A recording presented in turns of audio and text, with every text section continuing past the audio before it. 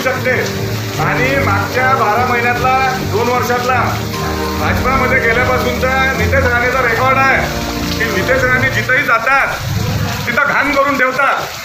तिथं हिंदू मुस्लिम या 2 समाजात तेढ निर्माण करण्याचा त्यांचा प्रयत्न असते।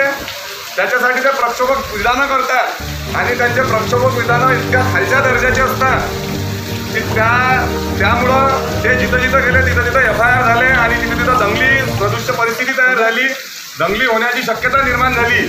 म्हणून मी व अचलपूर तालुक्यातल्या सर्व सामाजिक संघटना, शेतकरी संघटना, ज्येष्ठ नागरिक संघ,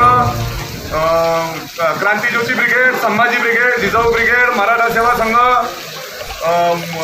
मुस्लिम संघटना, सामाजिक संघटना बऱ्याचशा, या सर्व संघटनांनी मिळून आज दिनांक 23 रोजी आपण आपल्या उपविभागाचे SDO व SDPO पोलीस अधिकारी या सर्वांना निवेदन देऊन आपण विनंती केलेली आहे की नितेश राणेंच्या सभा आणि मोर्चा हा कार्यक्रम थांबवला गेला पाहिजे।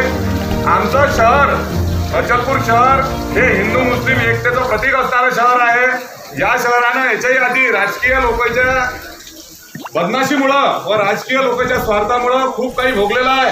हिंदू आणि मुस्लिम दोन्ही समाजानं भोगलेलं आहे। त्याच्यामुळं इथून पुढच्या पिढीला हे हिंदू मुस्लिम दंगली किंवा कोणताही विवादित भोग कोणाच्या वाट्याला येऊ नये, कोणाच्या भोगाला येऊ नये म्हणून आज सर्वांनी मिळून SDO साहेबांना निवेदन दिलेलं आहे व हे निवेदन शासनापर्यंत पोहोचून, प्रशासनापर्यंत पोहोचून नितेश राणेंना थांबवावं अशी अपील केलेली आहे। आणि आपल्या सर्व मीडियाच्या माध्यमातून मी प्रशासनाला आणि शासनाला हे सांगू इच्छितो की आज आपण काही लोक जमलो आणि निवेदन दिलं, तर निवेदन देण्यासाठी आलो आणि फोटो काढण्यासाठी आलो असा गैरसमज शासनानं प्रशासनानं करू नये।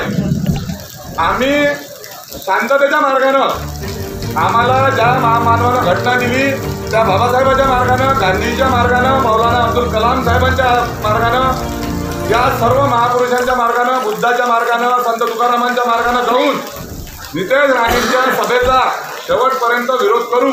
त्यांची सभा जर झाली तर त्यांच्या सभेनं बिघडलेलं वातावरण शांत करण्यासाठी, शहराचं वातावरण दुरुस्त करण्यासाठी आम्ही ठिकठिकाणी सभा घेऊ।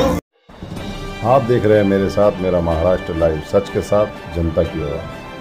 किसी भी न्यूज़ या विज्ञापन के लिए आप हमारे स्क्रीन पर दिए हुए नंबर पर कांटेक्ट करें और हमारे मुख्य संपादक मिर्ज़ा इदरीस बेग को कांटेक्ट करें। इसी तरह के जनता के मुद्दे उठाने के लिए हमारे हाथ मजबूत कीजिए, सब्सक्राइब कीजिए, लाइक कीजिए, शेयर कीजिए, क्योंकि आपकी आवाज़ हम सरकार तक पहुंचा सकते हैं। धन्यवाद।